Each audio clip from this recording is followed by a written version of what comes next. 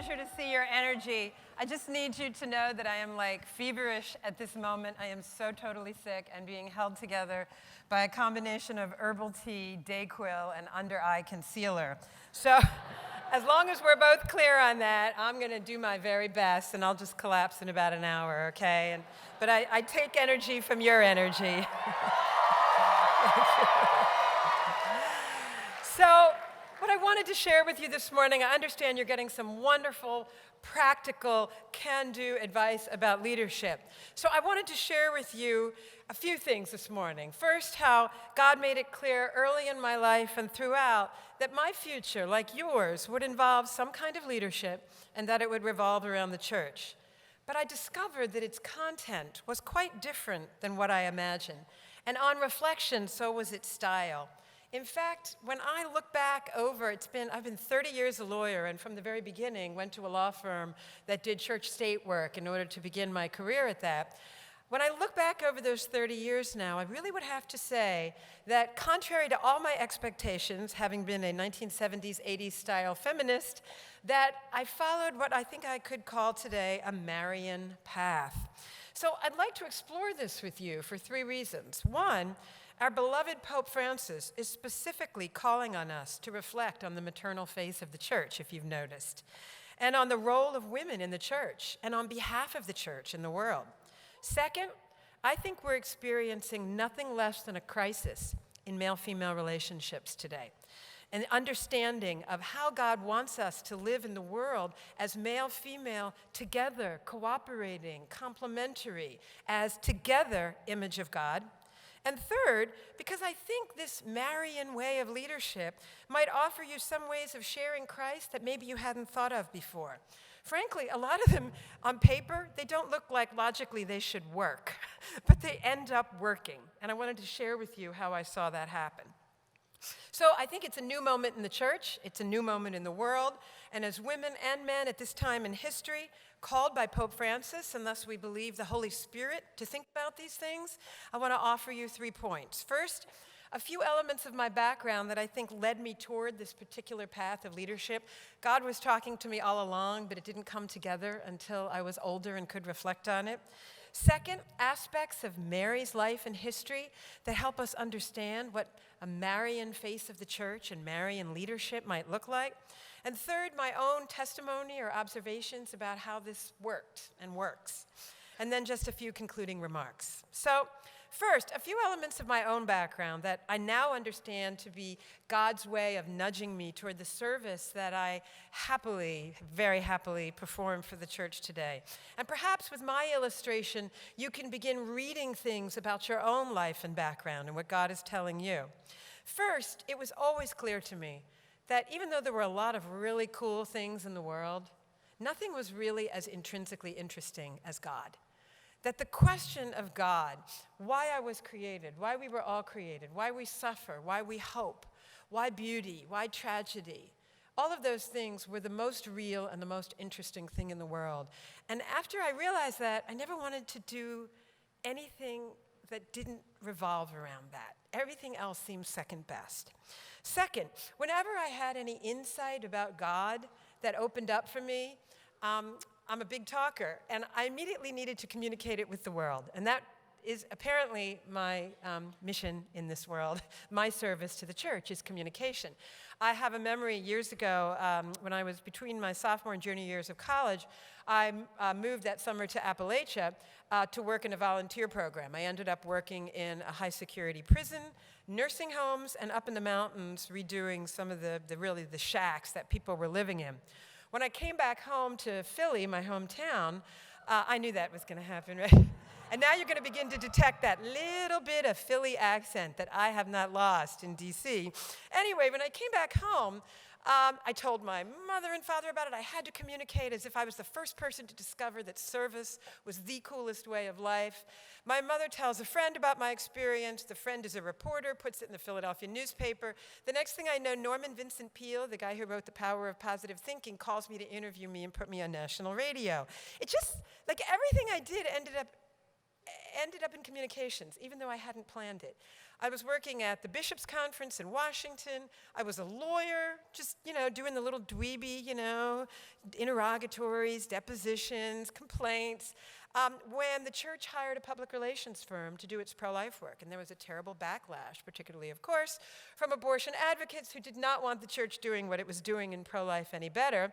And I ended up being tapped one afternoon. They said, "Good Morning America is going to go hard against us on this. Could you go on first thing tomorrow and defend the church on this?" And so they gave me an hour of media training. They bought me a suit, and then they threw me on a plane to New York, and I ended up doing it, and it went very well. God was speaking very clearly to me.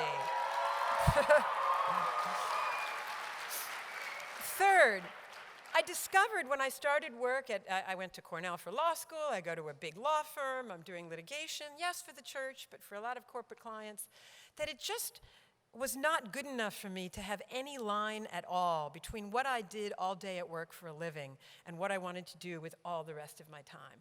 I wanted no line at all between my work and my life.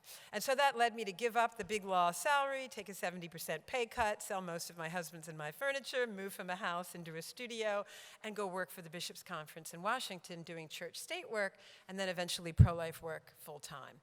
Finally, I always had no merit in that. It was really a gift.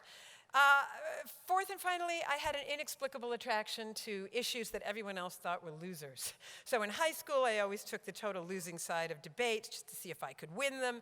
When I was a lawyer, I did pro bono work for those in the Graterford prison outside of Philly, for the disabled, and then later, of course, the issue that everyone said was a loser in the late 1980s, and now, of course, we know is anything but, was the pro-life issue. And now today I also work on marriage and family.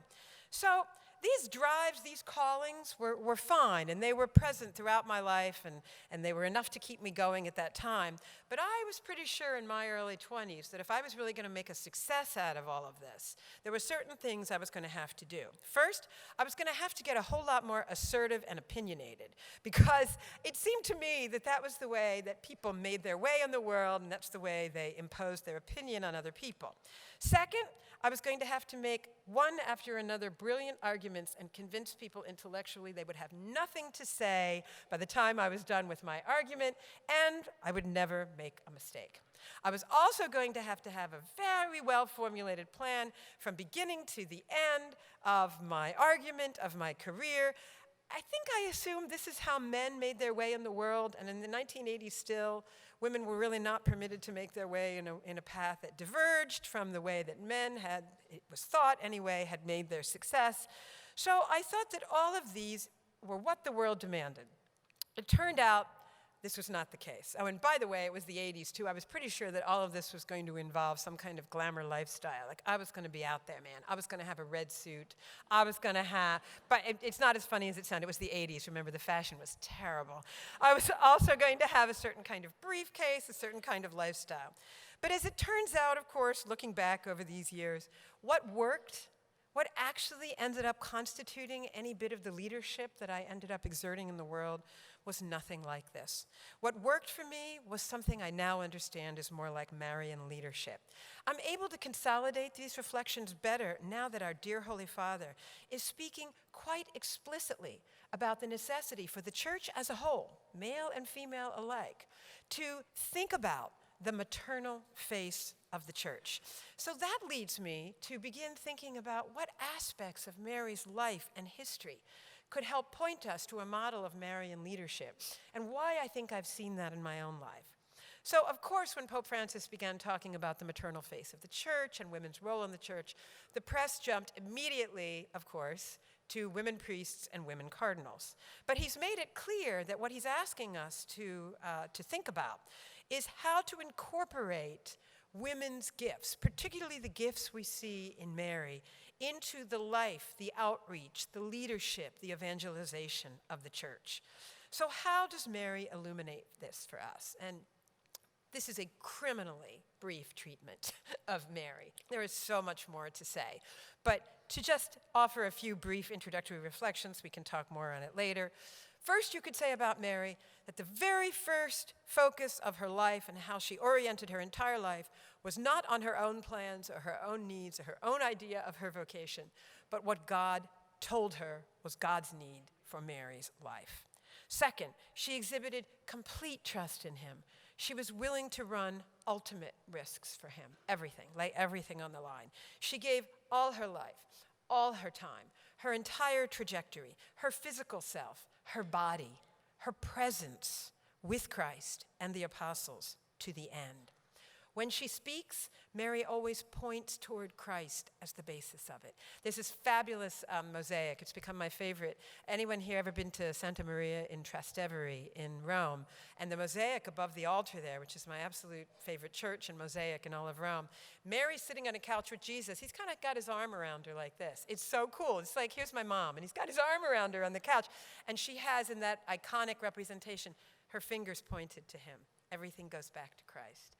It's both loving and it's everything in me is back to Christ. We see this in her Magnificat, in her conversation with the waiters at the wedding at Cana. Mary's greatness is always in relation to God. Her greatness is not something to be grasped at or demanded. It's because she is mother of God and he in turn is son of Mary. She reaches out everywhere on the earth. You know, the 2,000-year reign of Mary has found itself enculturated all over the world. No matter where you're from, no matter where your immigrant ancestors came from, each of them has their Mary. They have the Black Madonna. They have the Madonna of Aparecida. We have the Immaculate Conception, Our Lady of Lourdes, Our Lady of Czestochowa. On and on. Mary is able to be loved and embraced everywhere. Finally, Mary is the ultimate icon of cooperation with men. Because of her, God was brought incarnate into the world. She was a mother figure to the apostles. Her faith inspires some of the great men of history. Think about John Paul II. Think about Francis. I often reflect on my own father, also Latin, Cuban immigrant, who every morning, this is for those of you who are Hispanic, you'll totally get this. There's a statue of Mary in my parents' bedroom, a little candle, and every morning, my father on his knees in front of that statue praying. That makes a big impression on a girl, right? When I went to the small shrine in New Mexico, a very small Marian shrine, there is this gigantic guy, clearly Mexican origin guy, living in New Mexico, leaning on the ground, weeping and rubbing what he believed to be the sacred dirt on him and putting his petitions to Mary in front of a statue, then getting up, putting his arm around his wife and kids and walking out. This guy could hurt you. He was huge, right? And there he is, weeping and praying to Mary. Mary has been the great icon of cooperation with men and the inspirer of men, leading to Christ. Francis has indicated he embraces these kinds of ideas and actions to show the maternal face of the church. He goes out to the marginalized, to those most in need. He always talks about the necessity of that foundational relationship with God. He always points to the necessity of having your relationship with God in order as the source of everything you do. Or else, he says, all is careerism. It's crazy. It's not work and service of the church. He is urging us to be selfless and non-material. He shows the loving face, the physical affection, with physical acts of love. My own work in the church for decades has shown that this is a different kind of leadership, but it worked. Instead of the brilliant argument, the assertiveness being what convinced people, I found that over the years, it was my traveling and staying with people, meeting their families, having conversations with them, ending up somewhere in Jacksonville, Florida, speaking to 3 people after I had traveled through snow in DC to get there, staying with somebody in North Dakota. I didn't realize on my way up the stairs at their house in the evening that they didn't have a banister on their staircase, so when I came down in the morning and fell off the staircase, the teenager who rescued me and had breakfast with me after that ended up becoming a lifelong friend and a leader in the pro-life movement himself.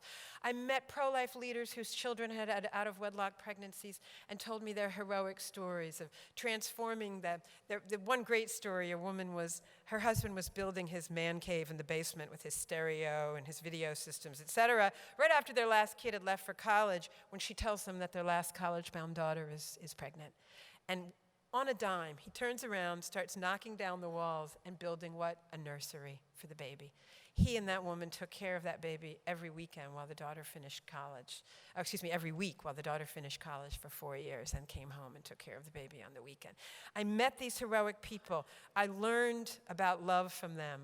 I learned about real daily virtues from them. And years later, when I started to put together a campaign against the HHS mandate, we call it Women Speak for Themselves. Please sign up for it. It's now at this point 45,000 women telling the government that really their idea about what women's freedom is really all wet. Who are the women who signed up for this? The women I met in their houses, in conversations that I had traveled great distance for to meet 3 people in a small town. It was being with people, it was presence, it was love, it was companionship that ended up being the foundation of any people's willingness to listen to what I had to say and then to join with me in grassroots efforts later. So in conclusion, I'm sure you've all heard the Mother Teresa story where at a certain point in her ministry, the sisters in Calcutta began to notice that just an enormous number of people were coming to her for aid. And she said, I think this means we have to spend more time in the day in prayer, which is probably not what the younger sister thought they were going to do, right? She thought they were going to ramp up the care and the amount of people and the amount of time they were giving to individuals. But Mother Teresa's answer was to stay in close touch with God. I find the same way the complex challenges facing women, facing the work that I do, particularly on sex, marriage, respect for life in the world, it's complex, it's multifaceted, it's global, it involves an awful lot of people. But I find that the answer, which is not logical at all but true, is to love each person, to be present with them, to take the time, even if it means 4 hours of travel for 3 people, to love the people that you're with, to give every person, as Benedict says, the look of love they crave. I think that's a Marian model of leadership. It doesn't look like it would work on paper, but it works on the ground. Thank you very much.